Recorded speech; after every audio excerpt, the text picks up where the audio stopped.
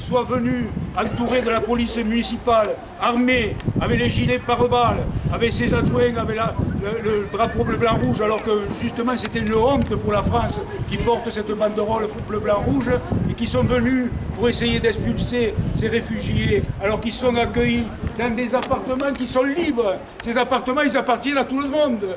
C'est les appartements de la communauté. Donc ces appartements libres, il faut les donner, les mettre à disposition de ceux qui souffrent et de ceux qui en ont besoin.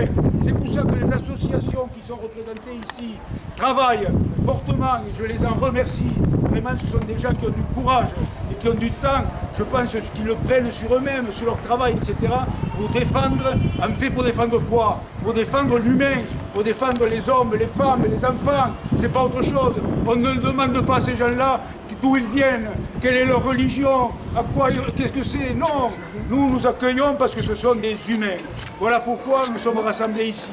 Aujourd'hui, dans la presse apparu des communiqués pour essayer, à partir aussi de ce qu'a fait Ménarière, de faire peur à ces gens-là, de faire croire qu'il y allait y avoir une décision de justice qui allait les expulser. D'abord, un huissier est venu hier ou avant-hier, à qui ils ont remis le truc. On ne sait même pas à qui ils ont remis.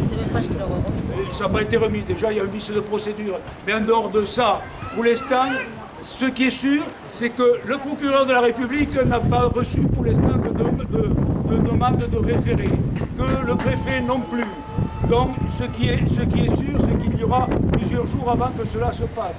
Et je peux vous assurer, ce matin, j'ai rencontré le président de la communauté d'agglomération, qui est aussi le président de l'office HLM, Frédéric Lacasse.